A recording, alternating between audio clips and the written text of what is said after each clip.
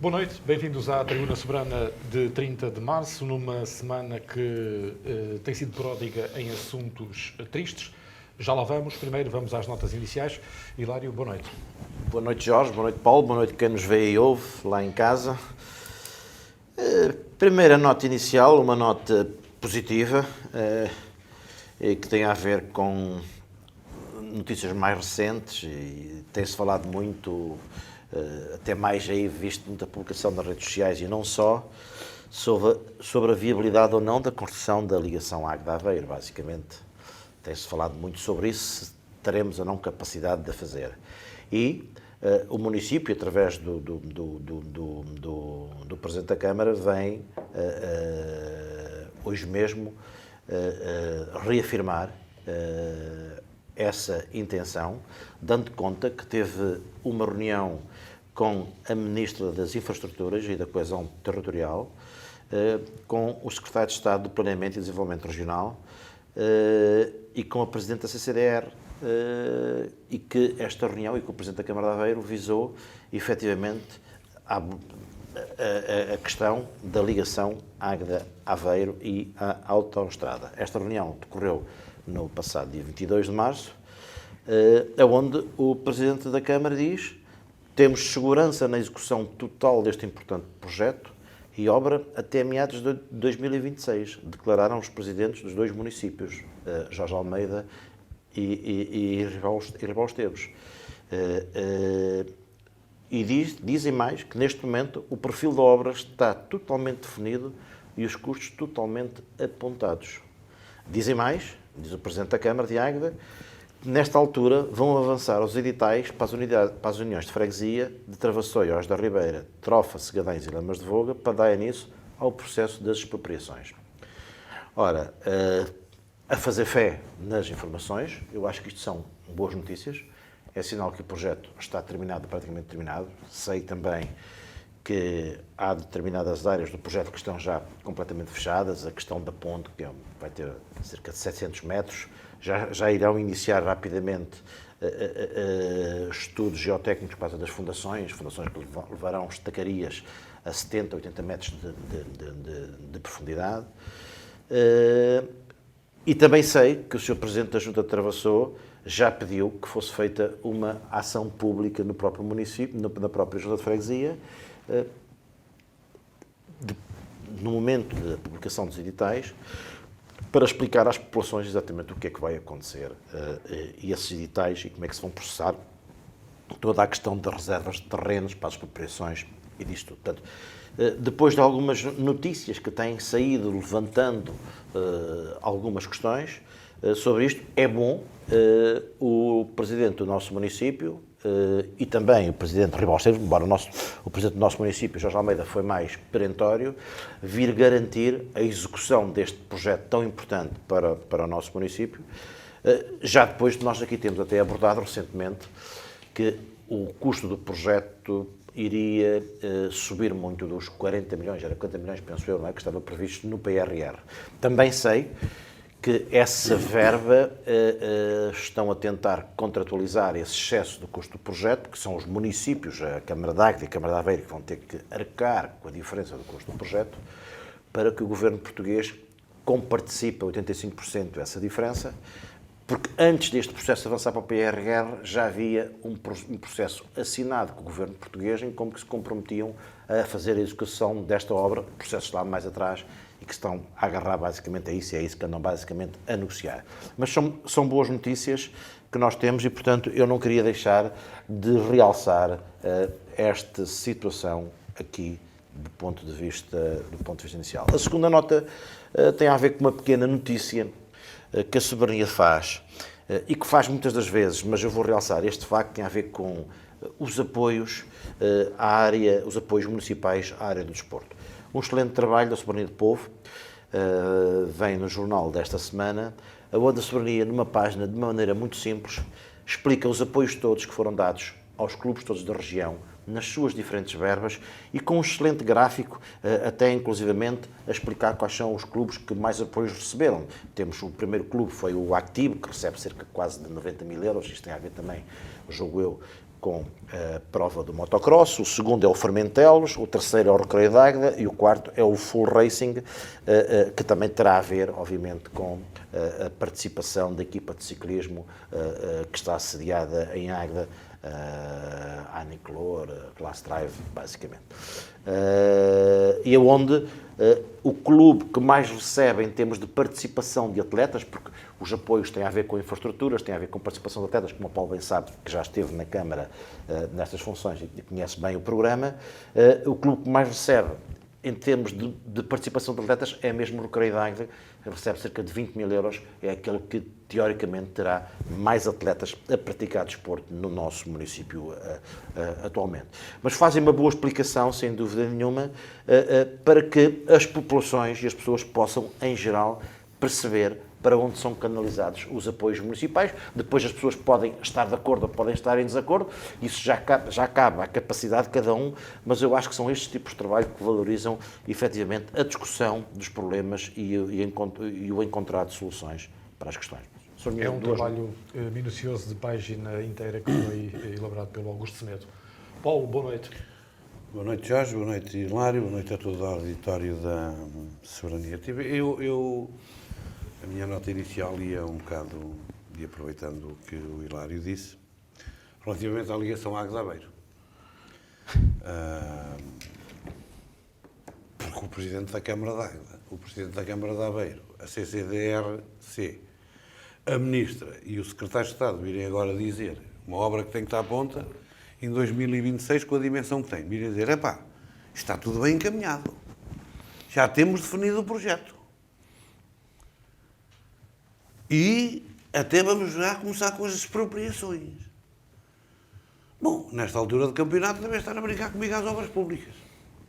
Vamos ter aqui um fenómeno. Espero que no contrato que fizer com a empresa que for fazer a obra não se meta lá uma cláusula de prémio se acabar antes do tempo. Não, porque eu acho que está exatamente como no início. Está tudo muito atrasado. Está tudo muito atrasado. A questão uma ponte, uma obra de arte, que é assim que se diz, com 700 metros, em terreno de aluvião, em terreno de cheia e de aluvião. É uma coisa muito complicada. Aliás, as estacarias, como eu disse, são estacarias de 70, 80 metros de profundidade. Pronto. Mas que nós precisamos Depois disso. tem que ser naquele sítio certo, não pode ser ao lado. Pronto. Com todos os processos de expropriações, que num caso destes, e sendo uma obra de grande interesse público, portanto, não tem os mesmos trâmites que uma expropriação normal. Mas mesmo assim tem o seu tempo. Mesmo assim tem o seu tempo e demora. E a pessoa pode contestar, e a pessoa pode incomodar e por aí fora. Estarem todos contentes e todos felizes, com uma mão cheia de nada, entre aspas. Eu lamento que se venha a fazer este folclore todo. Mais valia mais descrição e menos exaltação. Depois dizer que eu acho que essa obra vai mesmo ser feita, Hilário. Vai mesmo ser feita. Eu vou-te explicar porque é que vai ser feita. Primeiro, não acaba no prazo. Não acaba em 2026, ponto final. Mas é que não acaba mesmo, não vale a pena.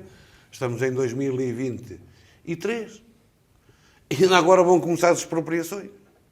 E depois os parceiros que há, e depois isto. E depois... Para mim, se ela não acabar em 2026, acabar em 2027 ou 2028, eu já me dou por contente. Já esperamos por lá 40 anos. Por isso, eu esperar 42... Não é isso, não. A questão não é essa. O que eu estou a dizer é que eu acho que ela só vai... Que acabe no nosso tempo de vida.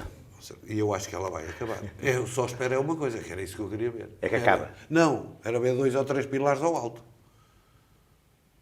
Eu Não é porque havendo 2 ou 3 pilaretes daqueles altos da ponte em pé, a gente sabe que a obra acaba, nem que seja o Estado depois entrar com o dinheiro, porque não vai ficar lá os pilaretes em pé e a obra por fazer. Eu sempre disse isto Não é? aqui. Agora, a grande questão é que eu sempre estive convencido que esta obra vai ser feita. Sim. Estive sempre convencido disso. Os prazos eu não sei, não os domino. Eu não conheço o projeto, eu não estou lá dentro, eu não pertenço ao município, nem de Águeda, nem de Aveiro, nem ao projetista. As tuas desconfianças... Nem és engenheiro civil. As tuas desconfianças eu como qualquer cidadão normal, também as tenho. Agora, se o Presidente da Câmara de Águeda, que está dentro do processo. Eu sei, por exemplo, que atualmente... Então, se é o Presidente da Câmara de Águeda a dizer o que quer que seja, é mentira. Não, mas eu explico porquê. Oh, Paulo. Não, desculpa. Eu tenho que dizer o que é. Se é o Presidente da Câmara a garantir, é a garantia que não é feito. Não há uma que ele tenha acertado até agora. Não há uma obra no município dele que acabe no prazo. Há obras no município dele que começam. Já o prazo acabado da obra está pronta, é quando elas começam. Isto não é a Assembleia Municipal. Eu não estou a dizer que seja a Assembleia Municipal, eu só estou a tentar corrigir-te. Ou a reunião de Câmara. Eu espero bem que não. Não, Eu tenho que o teu corrigir. tempo na Assembleia Municipal não é reunião de Câmara. Eu tenho muita consideração por ti e eu não quero que tu induzas as pessoas. Não, o que eu acho, eu obviamente que eu também duvido muito dos prazos, como qualquer cidadão normal que acompanha isto, duvida. Ou há qualquer coisa que se agiliza muito depressa e tudo funciona sobre rodas, o que não parece que vai acontecer. Nós sabemos que está a ser constituída uma associação para... Há quanto tempo é que o Presidente da Câmara de Aveiro, foste tu que trouxeste isto aqui, que o Presidente da Câmara de Aveiro... Falou na questão do impacto ambiental. Falou numa série de coisas. Mas eu vou já levantar uma outra questão. Logo a seguir, o Presidente da Câmara disse, opa, isto é alarmismo, está tudo bem. Depois vem o Presidente da Câmara dizer, não, isto afinal está bem encaminhado. E eles andam os dois a brincar aqui, não sei o quê. Eu trago aqui como ponto inicial Sim. as notícias que eu vejo e que eu acho que são importantes destacar. Eu sei, por exemplo, que na zona de Eirol e Eixo estão a tentar fazer uma comissão os moradores, porque não é Eirol e Eixo, é outra parte lá. Os pilares da ponte vão passar em cima ou ao lado de moradias. E há ali populações revoltadas com isso e vão tentar levantar um conjunto de condições, de questões também sobre isto. E agora que as coisas vão começar a aparecer. Isto tudo vai atrasar o processo, nós sabemos disso. Mas como eu sei, tu sabes, o Presidente da Câmara de Águeda sabe, o Presidente da Câmara de Aveiro sabe, a Presidente da CCDR também sabe, a Ministra sabe, toda a gente sabe como é que estas coisas funcionam. E as palavras não são da Ministra, as palavras são do Presidente da Câmara de Águeda. O Presidente da Câmara de Águeda é que vem dizer exatamente isto que eu acabei de citar aqui, está publicado por ele. Já estou mais descansado. E, portanto, eu acho que as notícias são boas, eu só espero que elas se cumpram e, portanto, eu, até este momento, resta-me realçar e aplaudir. Eu sei que, por exemplo, dentro do município de Águeda, dentro da Câmara de Águeda, não sei como é que está dentro da Câmara de Aveiro, mas há uma equipa própria que trabalha exclusivamente neste processo. E faz bem. E muito bem. E faz bem. E muito porque bem. esta é uma obra demasiadamente importante para o município de Águeda para deixarmos que as coisas corram. E, portanto, se o estão a fazer, eu não sei se depois fazem bem ou mal, mas a intenção é excelente e é isso que deve acontecer. Portanto, eu acredito plenamente que a obra vai ser feita. Não sei se terão capacidade para terminar em 2026. Tenho muita dúvida também que os PRRs, com as reprogramações disto tudo, venham a terminar em 2026. Mas se ela, por qualquer motivo, não conseguir terminar em 2026, terminar em 2027, também não vem mal nenhum ao mundo. E se até terminar em 2028, paciência, que é o que eu acho. Faz parte do processo. Ela tem é que andar. Esta é a minha convicção. E a mim, enquanto ninguém me disser publicamente o contrário, eu defenderei esta obra e pedirei às entidades envolvidas que lutem por ela como nós temos lutado por ela. Deixa-me só dizer-te uma coisa. Uma coisa é defender a obra. Outra coisa é entender a relevância que a obra tem. Outra coisa é estarmos inteiramente de acordo com a obra. Outra coisa é querermos a obra. Isso aí, estamos todos de acordo. Excetuando algumas pessoas que não estão, que acham que havia outras pessoas. O que é legítimo. E que é legítimo. O que é legítimo. Exatamente. Outra coisa é vir dizer, não, está tudo bem encaminhado, vai ser resolvido. Quando nós sabemos que não. Todos. E o próprio sabe que não. E é isso que eu acho que não há necessidade. E em Portugal temos que começar a fazer política e cidadania, nós também, e cidadania, de outra forma. Mas tu queres que perante um comunicado, o Presidente da Câmara faz um comunicado, publica o comunicado. Sim. Eu só quero que tu fiques triste? Não. A minha intervenção era no sentido de dizer... Com que base? Ok, eu até posso vir aqui dizer ele não vai cumprir porque ele não tem cumprido com as últimas obras. Mas qual é a minha base científica para isto? Qual é a minha base tecnológica para isto? Não é nenhuma. Portanto, eu tenho simplesmente que dizer, eu estou contente com isto. A minha nota inicial era dizer que eu estava triste porque aquilo que vem é pouco. Na minha opinião. Eu pensei que... Para haver um comunicado desse, com uma reunião conjunta, toda a gente diz o Presidente da Câmara, os editais vão já avançar. Sim, então. A partir do momento que os editais avançam, o que é que são os editais? Os editais vão avançar, porquê? Porque há um conjunto, o próprio Estado, os projetistas da obra e os donos da obra, não conseguem identificar todos os donos dos terrenos, claro. Porque há terrenos que são de herdeiros e isso tudo. Portanto, vão avançar já os editais, com os terrenos identificados, para as pessoas irem reclamar. Exatamente. Sim, claro que sim. Ora, a partir desse momento... É o que é normal. É o que é normal. Ora, claro. Isso é alguma coisa. Desde que eles avancem, é sinal, Com que, já, certeza. é sinal que as coisas já estão minimamente definidas. É isso que eu interpreto. Portanto, eu esperarei que, num espaço muito curto de tempo, 1 mês, 2 meses, ou até menos, esse tipo de situações já existam. Eu tive a informação de que o Presidente da Junta terá pedido, o Presidente da Junta Travassou, terá pedido já para que se faça uma reunião pública sobre isso.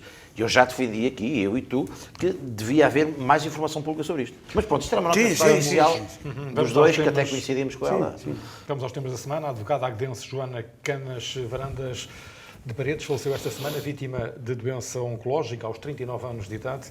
Mesmo impossibilitada de trabalhar, continuou a fazê-lo, uma vez que não beneficiou de qualquer apoio à doença por parte da Caixa de Previdência dos Advogados e Solicitadores, para a qual fez descontos. A bastonária da Ordem dos Advogados, Fernando Almeida Pinheiro, já veio referir-se a uma realidade medieval. Hilário, para além do lamento, o que é que se poderá dizer relativamente a isto? A primeira nota, o lamento efetivamente pela morte da Joana. Eu não a conhecia, sei quem é, não a conhecia pessoalmente,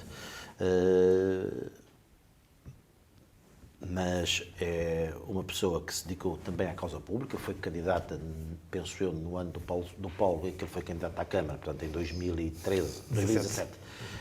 À freguesia, à União de Freguesias de Recardés e Espinhal, foi cabeça de lista pelo Partido Socialista, e, portanto, uma pessoa que também teve a sua dedicação profunda à causa pública e que, no meio do seu percurso de vida, lhe aconteceu este infortúnio. Portanto, este é o primeiro lamento para ela e para os seus familiares por tudo isto que aconteceu.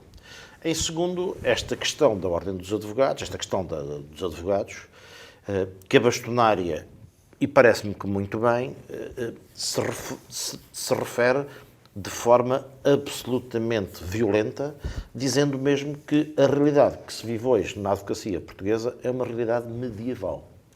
E ela refere-se a quê concretamente? Os advogados, para exercerem, têm que estar inscritos na Ordem dos Advogados e têm que estar inscritos na Caixa de Previdência deles. Sem estarem inscritos na Caixa de Previdência, não conseguem exercer a sua função. E o que é que eles reclamam? Estes são profissionais liberais que, na sua Caixa de Previdência, eles não têm direito a subsídio de desemprego, eles não têm direito a baixas, eles não têm direito a absolutamente nada. Mas como não têm também os profissionais liberais, basicamente. Mas eles reclamam da sua Caixa de Previdência e bem, aliás, a própria bastonária fala em 40 mil advogados dentro desta situação. E dizem bem, há 40 mil pessoas em Portugal, que são os advogados, pilares da nossa organização, da nossa sociedade, como ela está hoje feita, em que vivem à margem do Estado, basicamente. Quer dizer, o Estado garante um conjunto de condições para as pessoas todas, mas para eles não consegue garantir absolutamente nada. E, dando o exemplo, se um advogado lhe morre o pai ou lhe morre a mãe, só consegue adiar um julgamento se o juiz assim o autorizar. Não há uma força maior. Se o juiz quiser, não autoriza o adiamento do julgamento. Ou, numa situação como por exemplo, numa situação deste tipo, como a Joana esteve envolvida, os seus colegas e parceiros, e colegas advogados, podem levantar muitas questões sobre pedidos de adiamento de julgamentos e todo este tipo de situações. Portanto, o que eles reclamam é, e foi isto que a bastonária veio falar, este é um exemplo, que é o exemplo da Joana, mas já houve outros, houve até um exemplo também muito recente, em que os advogados estão à mercê da discrição do juiz ou da juíza e não estão minimamente protegidos pelo Estado. E, portanto, tem que haver, através do Conselho da Magistratura Portuguesa e através do Estado português... Isso também é por imposição da própria Ordem. Por imposição da própria Ordem. E da própria Ordem, isto tem que ser alterado, porque esta gente não está minimamente protegida socialmente no Estado português. E como é que nós conseguimos ter uma classe que são os advogados, mas há outras, que são os profissionais liberais, que continuam a viver, a pagar, como todos nós, impostos altíssimos e a viver à margem do Estado, naquilo que são as benesses ou os direitos que deviam Mas ter. houve melhorias agora para os recibos verdes e para os profissionais Houve, liberais. houve Já algumas melhorias para estes, mas não para estes. Claro. Mas não para estes, que é o que ela reclama. Quer dizer, atenção, que enquanto antes estávamos todos a mesma solução, neste momento os profissionais liberais já estão um bocadinho melhor do que nós, porque a nossa caixa de previdência é absolutamente abstrúsica. Basicamente é isto. E, portanto, isto é uma coisa que é incompreensível num Estado de Direito. É por isso que nós temos o nosso Estado. Então, se não, vamos então para as sociedades não reguladas, então, que manda quem tem mais poder. Isto é absolutamente incrível. E a Joana viveu em diversas situações este tipo de situação. Perguntas. Ela partilhava, segundo sei, junto com colegas seus, advogados, dentro das redes sociais, algumas situações, e que ela viveu situações absolutamente incríveis, fruto da situação que tem. Ela, inclusive, tinha um bebê, e tem um bebê pequenino, uma criança pequenina, penso que tem cerca de 6 meses, ou 11 meses já, Paulo. Estas notícias eu fui acompanhando ao longo do tempo, das suas dificuldades e tudo isso, e, portanto, ela viveu uma situação absolutamente incrível, que é o exemplo que os advogados estão sujeitos. Isto já se fala há muito tempo, e a bastonária foi ao extremo, porque o caso da Joana chegou-se a um extremo, efetivamente. Infelizmente, já não bastou o problema que ela tinha de ter sofrido todo este processo, e é uma coisa que tem que ser alterada em termos da Ordem dos Advogados e em termos do Estado português, porque isto não faz sentido nenhum, e eu não sou advogado, nem a expressão que eu os defenda. Mas... Paulo, o Hilário já aqui se referiu ao desafio que a Joana abraçou ao teu lado nas autárquicas de 2017. Eu lembro-me que já nessa altura depositavas uma enorme admiração no seu talento. A Joana era uma força da natureza. Uma rapariga incrível, com uma determinação, com um empenho brutal. Era muito inteligente, muito sagaz, e foi uma honra muito grande ela encabeçar a lista de Recardens quando eu fui candidato à Câmara, e portanto tinha um carinho muito especial por a Joana também, porque é sobrinha do Nelson Canas e portanto conheço-a desde pequenina, e tinha eu chamava-lhe a minha presidenta, era assim que eu a tratava, tinha por ela um carinho muito e uma ternura muito especial. Incomoda-me muito a situação, porque morre com 39 anos, entre aspas, recém-casada, recém-mãe, e passa tudo por aquilo que me percebo por alguma negligência médica, porque foi-lhe detectado qualquer coisa, penso que em termos de pele na cabeça, e ficou Na gaveta. na gaveta, e mais tarde, quando se queixa, é que isto afinal é um carcinoma. Pronto. E afinal o carcinoma leva esta força da natureza que eu era. Uma simpatia, tudo, um sentido de humor, e leva no início da sua vida, na flor da sua idade. Quer dizer, nem chegou a ser mãe. Quer dizer, temos uma criança que irá um dia conhecer alguém por fotografia e alguém por aquilo que lhe disserem que era ou que deixava de ser. É todo este um cenário revoltante e triste e indigno dos tempos que vivemos. E, portanto, ontem foi o funeral, foi um momento muito pesaroso para todas as pessoas que lá estavam, por essas razões e muitas mais. E depois dizer que a Ordem dos Advogados tem que perceber uma coisa. Hilário, é perceptível que, portanto, na Idade da Pedra, no início dos advogados, não houvesse necessidade de nenhuma caixa de previdência nem de nada. Porque nós íamos a uma cidade e havia meia dúzia de advogados. Em Águeda, contava-se, as duas mãos chegavam para contar o número de advogados. Ou seja, os advogados eram pessoas que não precisavam de nenhuma caixa. Portanto, claro. A sua profissão era já em si uma caixa de arrecadar dinheiro. Portanto, qualquer problema de extrema, isto, aquilo, aquilo outro, tal. Portanto, eram quase sempre pessoas...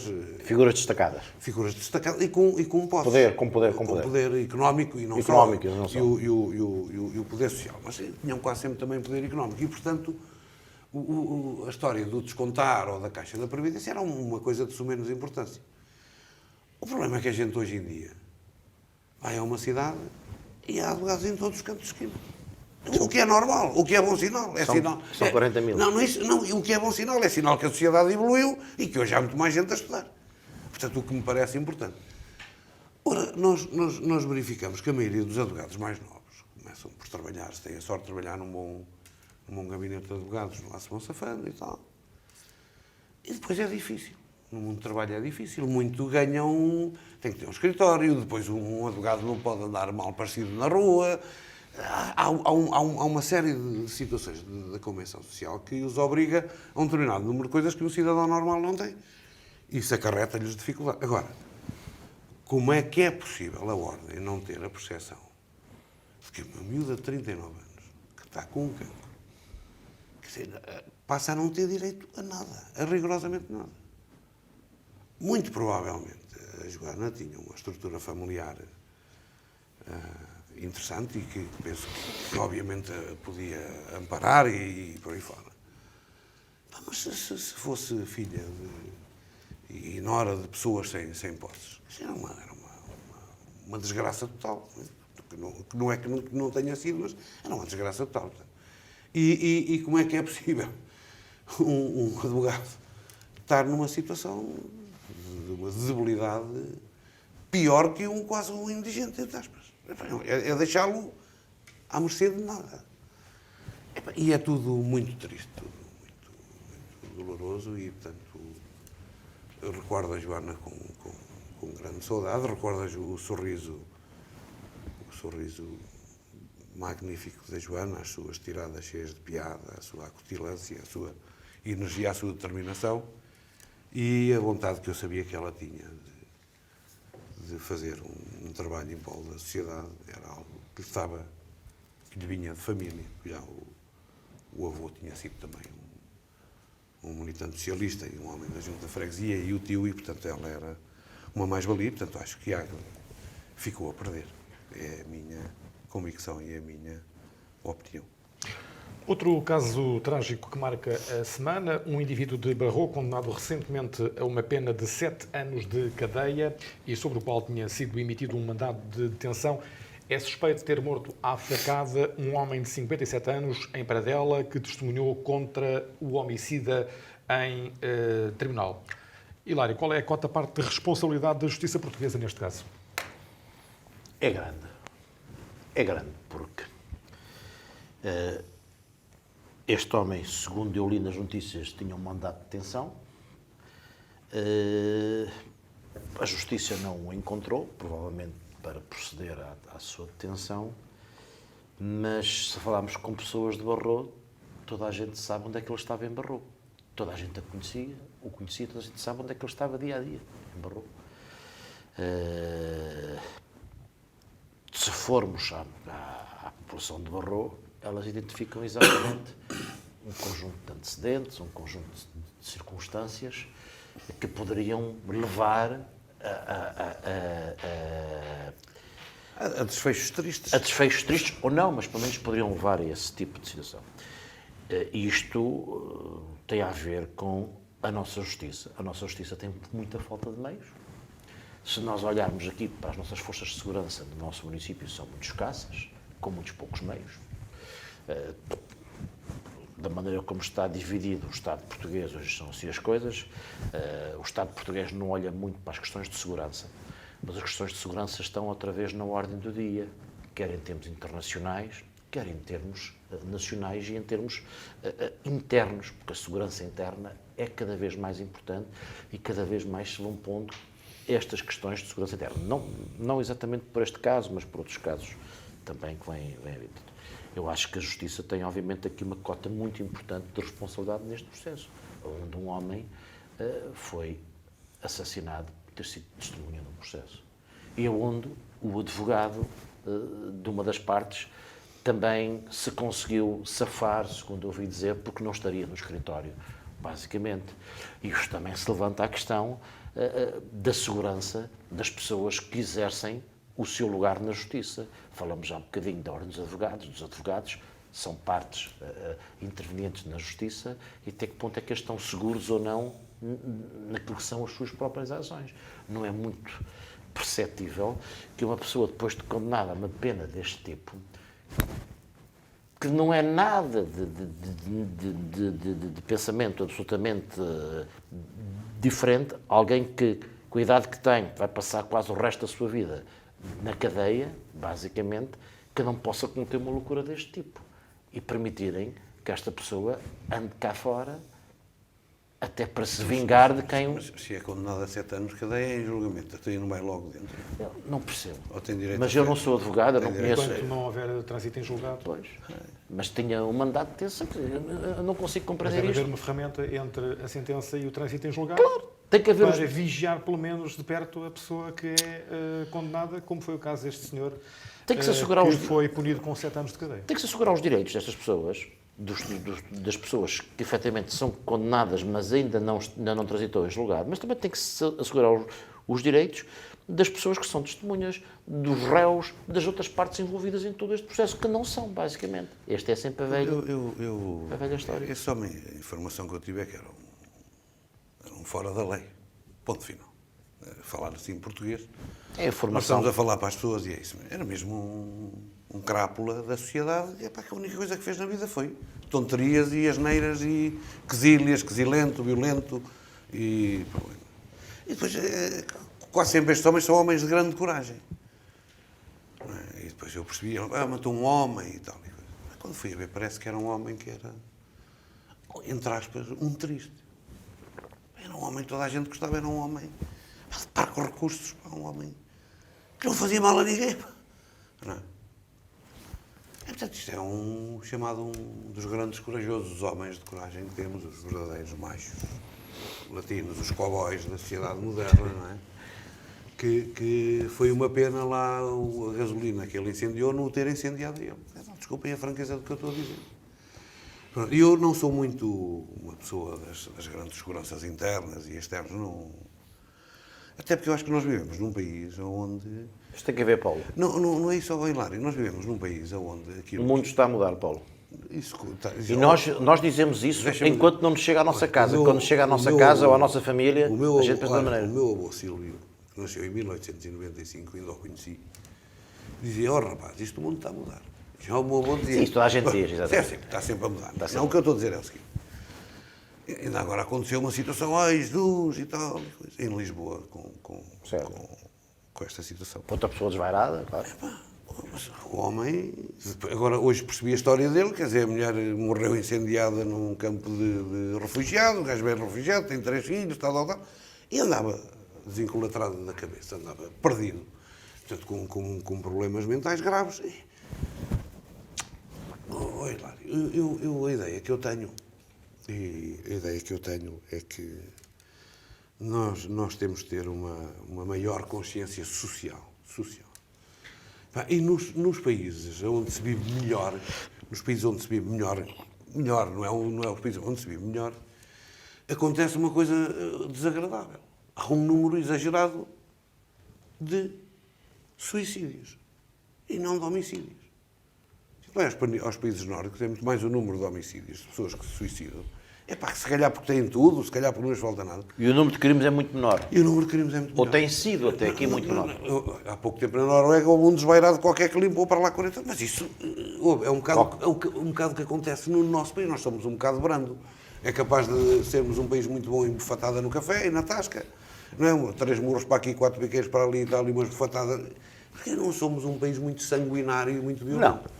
E são estes casos. Obviamente há cromos na sociedade como este indivíduo que numa terra há um, eventualmente 2, numa grande cidade há mais. Não é? Preocupa-me muito mais outro tipo de fenómenos, e assim, que são aquilo que eu me vou percebendo que se passa mais por as grandes cidades e nos subúrbios, que são os grupos organizados, de miúdos muito novos, numa violência muito nova. Preocupa-me muito a violência no namoro, e sim, se preocupa-me muito. E não há cá, ninguém vai levantar ninguém. Mas uma miúda que namora, ter um tipo que lhe vai ver o telemóvel, ou a perseguição. Atenção, esse decote está muito grande, ou a saia está muito curta. Está tudo a brincar comigo. Isso é o que me assusta muito mais. É uma violência Que já vem de trás. e que é muito mais violenta. É uma violência muito mais violenta. Porque isto é uma situação recorrente na nossa sociedade. Portanto, aquilo que eu preconizava para o meu país, e é aquilo que me faz andar nestas coisas, estar aqui a falar e intervir na sociedade e por aí fora, é que eu gostava que a sociedade fosse mais equilibrada. E aquilo que eu me vou apercebendo é que as nossas lideranças políticas estão a perder muita qualidade. Mas, se calhar, começando por nós, quando estávamos na política mais ativa.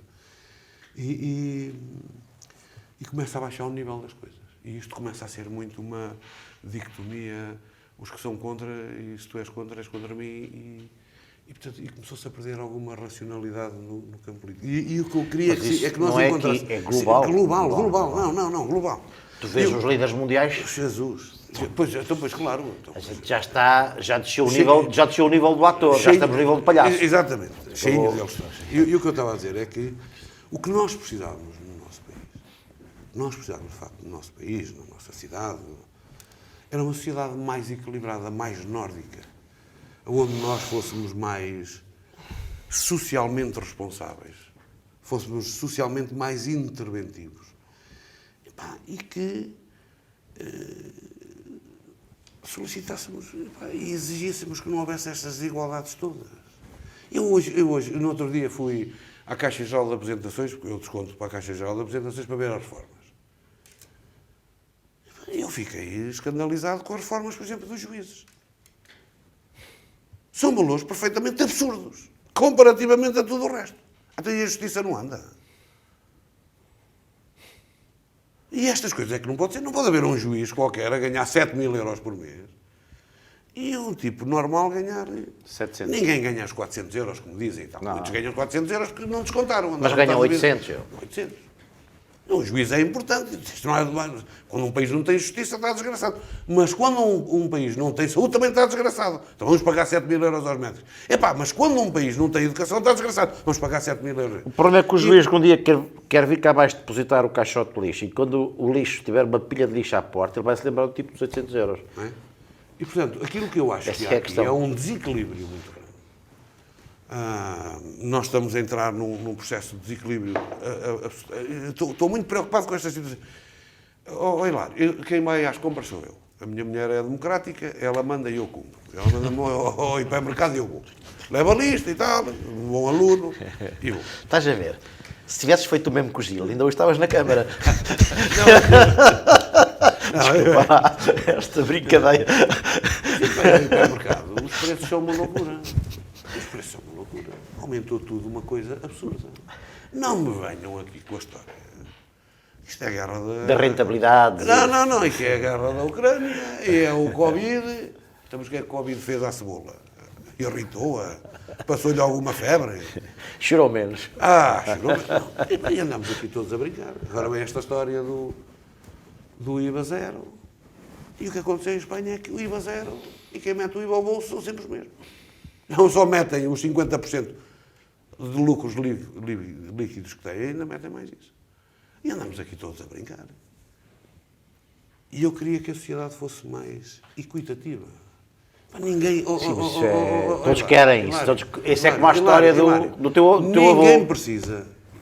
Ninguém precisa deste mundo e do outro para morrer. Ninguém precisa deste mundo e do outro para morrer. Porque a única coisa que a gente tem certo é morrer. Se isto estivesse mais equilibrado, andávamos aqui todos, se calhar, muito mais calmos, muito mais serenos, muito mais tranquilos. Se calhar o ritmo de vida não era esta tonteria que não dá em nada. Porque as pessoas andam e nada está pronto a horas. Que é o engraçado, especialmente no nosso país, seja no privado, seja no público. Não há nada que esteja pronto a horas, salvo raras exceções. Isto é uma loucura, o stress. Ainda hoje não falaste na rua da CP. Isso nem é bom falar nisso, que isso está um espetáculo. Isso é uma loucura. Por isso é que eu pegando na rua da CP e lá embaixo no Lino Coelho. Passando. E no mercado é que eu vejo que aquilo em 2020 está feita a obra de ligação da água. Em 2020, se não for em 2019. Calma. E começo a ver estas situações que me trazem... Eu no último programa falei, desculpem estar a desabafar, mas há momentos em que a gente está incomodado. O Guterres falou, e é verdade, que a questão das mulheres, só daqui a 300 anos é que há uma proximidade de igualdade. Nós estamos a ficar uns trogloditas todos, não é? Uns pitecantropos, uns homo... Quer dizer, nunca mais chega ao homo sapiens. Estamos a retroceder em termos civilizacionais, não sei número de coisas, de uma forma assustadora. Mas isso até se vê na estátua do Guterres. Isso também foi um retroceder de há muitos anos Qual atrás. foi? Aquela estátua que fizeram lá para ele, lá em cima, aquela estátua que fizeram em Vizela, não é? Foi em Vizela que fizeram uma estátua. Foi em Vizela que fizeram uma estátua. Fizeram lá um monumento para ele. Mas ele não é de lá. Com um tal... Aquilo não saía Não, bem. é por causa lá daquela criação do Conselho de Conselho de Vizela. E fizeram lá uma estátua que custou 90 mil euros. Não... Bom, Pronto. Isso é tudo no retroceder na história. outra atrocidade enorme, o abate cego de 300 obreiros junto à linha de Voga, está a gerar a revolta em Massinhata de Voga. É um caso na freguesia natal do Hilário. Preocupado? Bem, hoje Estás muito pastidão sobreiro, não vais para lá, que estás assim grande e as cortas. o programa está complicado. Pois sim, este abate dos sobreiros, por aquilo que nós vimos, dos 300 sobreiros, penso eu, que estão a bater um conjunto de sobreiros junto à linha de comboio, e onde uma boa parte deles, segundo diz a população, nem era necessário fazer esse tipo de cortes, porque não estavam a interferir na linha de comboio. A acontecer isso, é preciso que nós tenhamos, que se verifique efetivamente isso. A Quercus já veio dizer e já veio reclamar sobre essa situação.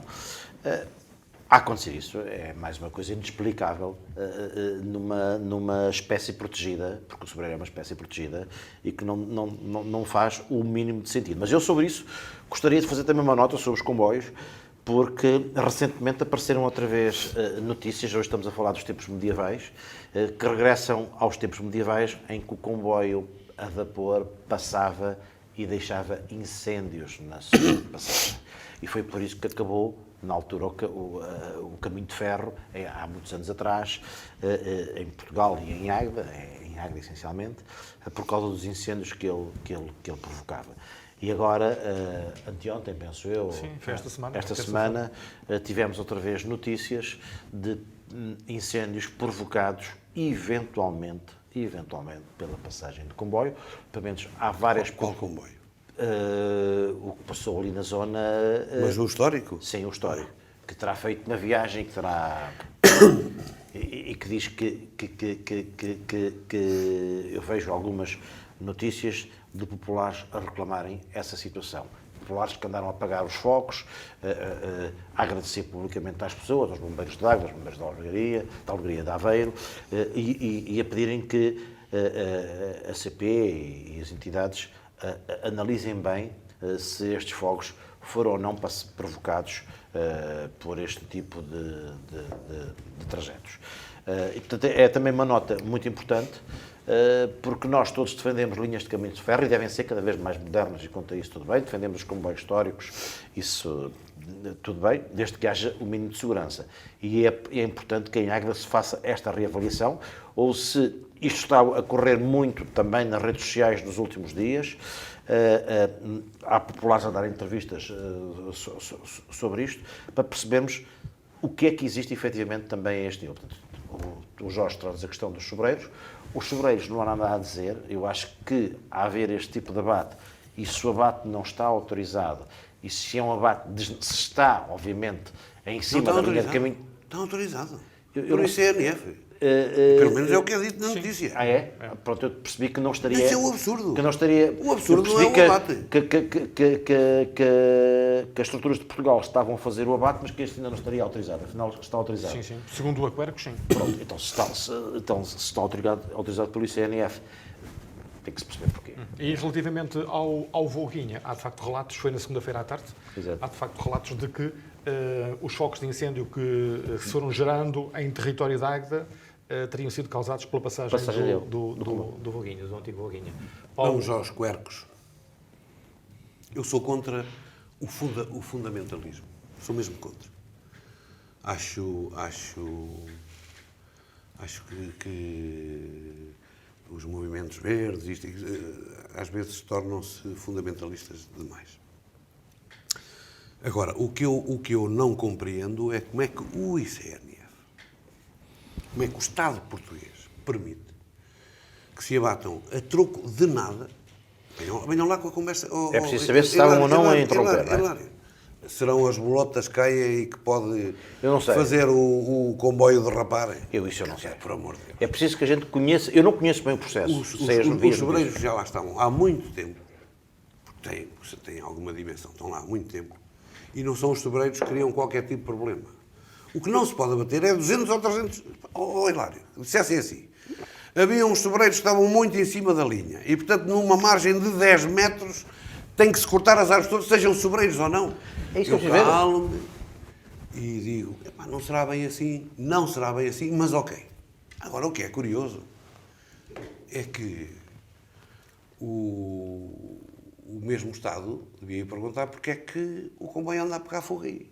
Quais são as árvores que estão aí para pegar o fogo, nesses sítios? E quantos metros é que deviam estar afastados da linha?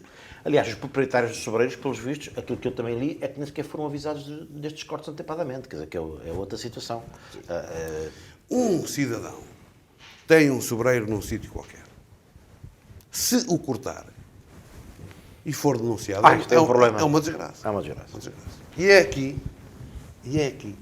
que montes de vezes o nosso Estado, seja o Estado socialista, seja o Estado social-democrata, seja o que quer que seja, que perde na maioria das vezes a razão. Porque o Zé e o Manel e os... Olha, os gajos estão a ver, ali 300 sobreiros, toca a dar. Eu tinha lá um que estava lá no poço. Ninguém me autorizou, cortei uma guerra. Eu cortei uma multa, ai Jesus, vive de acordar. E as pessoas não tendo razão nenhuma, porque não poder cortar é não poder cortar, passam a alicerçar-se em decisões absurdas, descabidas e desconexas. E venha lá o técnico do ICNF dizer o que ele quiser. Não me parece, sob qualquer ponto de vista, esses 300 sobreiros incomodem o que quer que seja à linha. Porque se não incomodaram até agora, não é agora que incomodam. E um sobreiro é uma árvore de grande dimensão. Se tiver uns galhos aí para cima da linha, é fácil. Cortam-se esses galhos. Faz-se uma poda. Não tem problema nenhum. Não percebo porque é que se tem que arrancar 300. Quando nós tivemos processos gravíssimos em Portugal, Sim. não é? Processos nacionais que envolveram ministros e secretários de Estado porque eram beneficiários, porque foram tirados não sei quantos sobreiros, tal. E depois, numa população como aquela, onde a população inclusivamente está contra. Onde a população inclusivamente está contra. Os próprios proprietários nem sequer têm...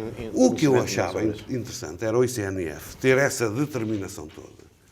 E isso é que era importante nós também aqui discutirmos. Era o que é que nós temos que fazer, ou o que é que já deveríamos estar a fazer há uma série de tempo, para minimizar os problemas dos incêndios.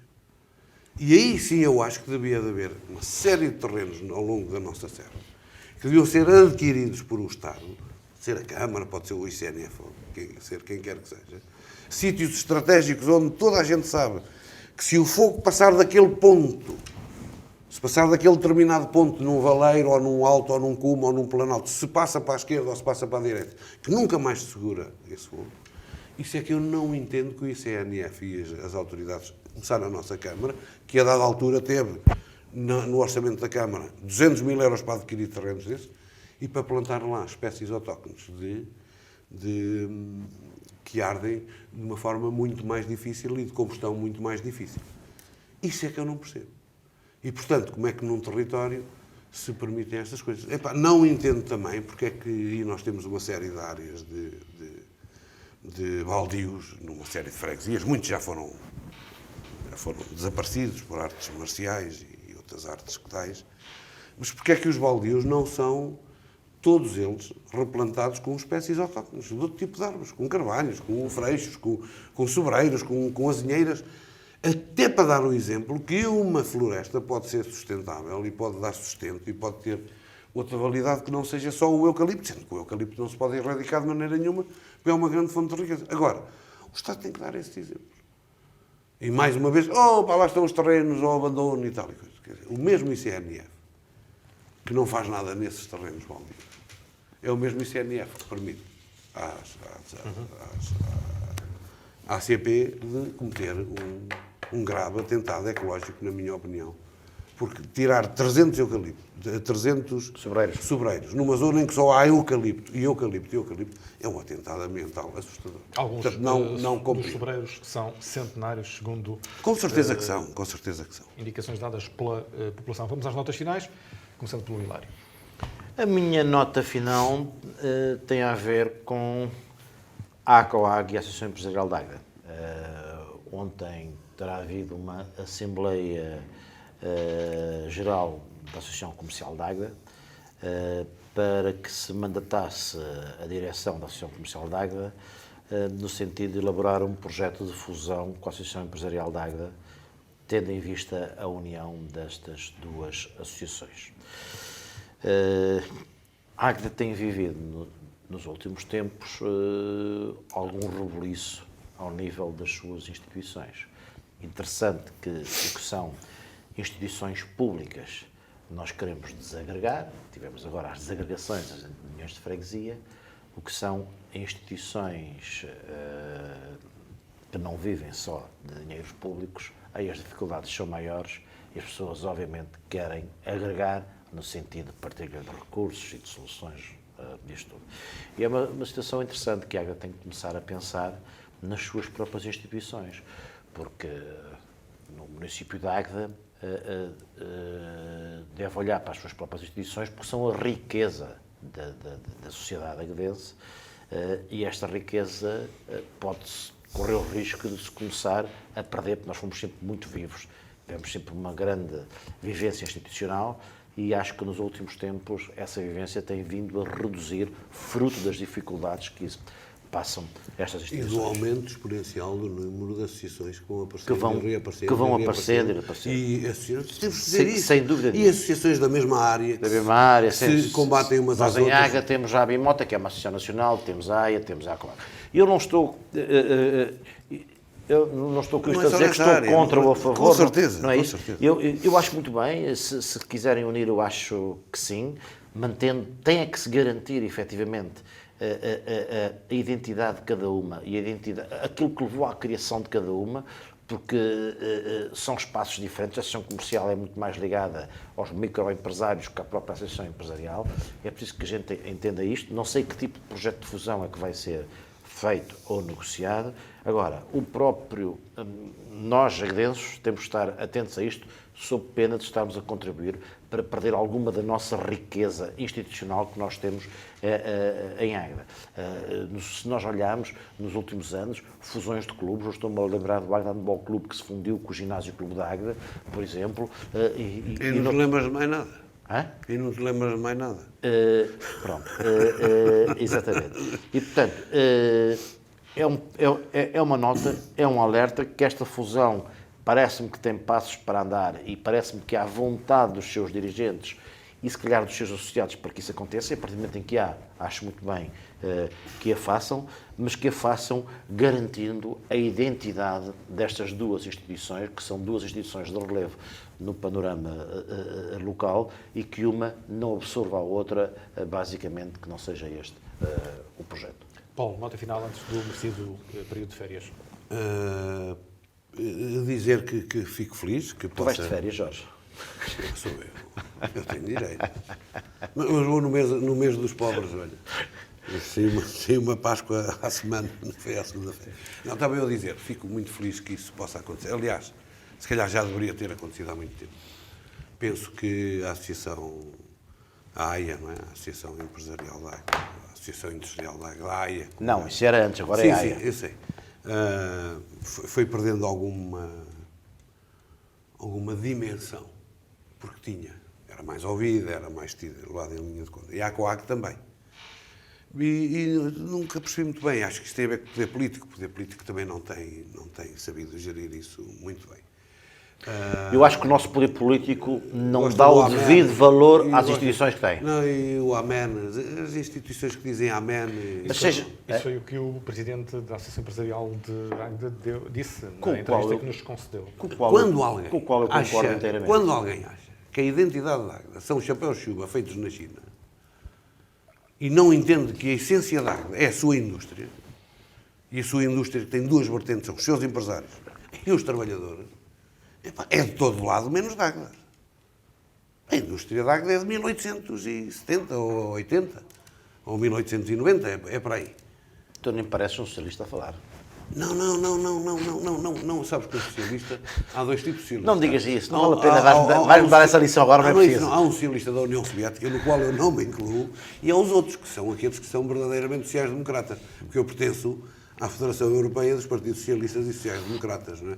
Quer dizer Onde o PPD e PSD não faz Quer dizer que parte. os socialistas de Águeda são os da União Soviética? Não. O meu bisavô foi Também era... Não, o meu bisavô, do lado da minha mãe, foi o dono da primeira serração de Águeda. Já disseste isso? E o meu outro bisavô foi o dono de uma das primeiras empresas de Águeda, que é o Amarra Limitada, e, portanto, não tenho nada contra, bem pelo contrário. E se eu olhar à minha volta, muito do desenvolvimento de Águeda passou por as suas empresas. Claro. Ponto final, não foi por mais nada. O resto é tudo conversa. Venham lá com o que quiserem dizer. E, portanto, tinha que haver, forçosamente, uma ligação muito forte entre o poder político e a associação empresarial. E unir esforços no sentido de darmos outra dimensão à nossa indústria. Ao dar dimensão à nossa indústria, quem ganha é a cidade. Porque o que eu quero mesmo é que os empresários faturem muito dinheiro e que sejam todos multimilionários. Porque é sinal de que, em termos dos impostos que se pagam, há uma grande parte que vem parar aos cofres da Câmara Municipal. Só numa isto quem não quiser e quem não entender. E nós devíamos ir ao norte do país, a Famalicão, porque a Câmara de Famalicão tem um projeto que é o Made in, chama-se Made in, que é uma ligação brutal com a Universidade e com a Associação Empresarial, que tem dado os maiores frutos possíveis e imaginários. Era uma das coisas que eu tinha na minha altura, na minha campanha, era uma das coisas que eu queria criar, era exatamente essa interligação com a Associação Empresarial, que tinha que ter outro peso. Não, o peso não tem que mandar, os empresários não têm que mandar na Câmara, nem a Câmara tem que mandar nas empresas. Claro. Tem que haver um unir de esforços para o bem comum.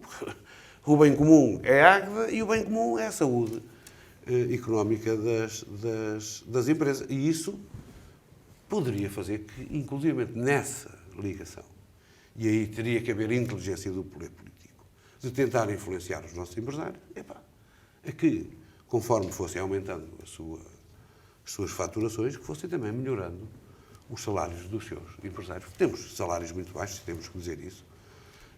Uns porque não podem, outros porque não querem. E por isso a Águeda também é muito desequilibrada e, portanto, o poder político podia sensibilizar, não é mandando, não tem que mandar em lado nenhum. E aí a minha vertente mais social e socialista. E tentar também, dessa forma, tentar influenciar as políticas salariais no Conselho. Mas o município tinha que se dar, tinha que ajudar. Não é? Podia-se fazer um interface na net com todas as nossas empresas. Podia-se fazer ligações com as câmaras de Portugal-França, não é? E haver meeting, reuniões, irem lá empresários, virem cá. Isto são tudo coisas que outros municípios fazem com êxito e que nós não temos sabido fazemos-lo de outra forma. Isso agora é moda. Não. Isso agora é outra forma, que é os presidentes de Câmara e os vereadores viajam muito. Que é para levarem longe o nome da Águeda e até vão lá buscar empresas num instante. Como se isto fosse assim. Como se os intercâmbios deste nível fossem feitos assim. O Presidente da Câmara vai lá no instante e traz uma empresa ou duas. Não é assim que isto funciona. Tem que ser muito mais aprofundado, tem que ser muito mais... E também por quem sabe. E quem sabe isso melhor do que nós são os empresários. Melhor como políticos, os empresários percebem como é que esse tipo de ligações se fazem, como é que esse tipo de negociações se fazem, como é que esse tipo de intercâmbios se fazem. E portanto, fico feliz. As pessoas que estão numa instituição e noutra, eu conheço o Ricardo. O Dr. Ricardo e o Dr. Ricardo. E penso que ambos os Dr. Ricardos, penso que são pessoas imbuídas num bom espírito, do que eu conheço, e que poderão conseguir isso, que há muitos anos se fala, já se fala nisto há muito tempo, exatamente por verificarmos que ambas iam perdendo o seu próprio espaço. O seu próprio espaço. E, portanto... que o façam, mas que garantam a identidade de cada uma delas, do meu ponto de vista. Eu acho que isso é lógico. Nós não precisamos tanto de associações. Vamos lá ver uma coisa. Mas uma parte empresarial não tem um mínimo de conhecimento do que é a área comercial de um comerciante. Portanto, tem que haver, naturalmente, na direção. Que é assim que se faz, inclusive, nas empresas. Tens uma empresa que trabalha em diferentes ramos, tens um diretor daquele ramo, tens um diretor do outro ramo. E ali depende da forma como for feita. E, portanto, terá que haver uma ala da direção e uma ala da parte administrativa ligada à parte do comércio, especializada na parte do comércio, e uma da parte da indústria. E, portanto, teria todo o cabimento também lá estar A Bimota? a Bimota. A Bimota é diferente, é caráter nacional, é setorial. Estou a dizer, certo, mas tudo tem potencial em estar junto, não se perde nada. E assim fechamos a Tribuna Soberana de 30 de março. Regressamos em abril, na semana de Páscoa. Boa noite e bom fim de semana.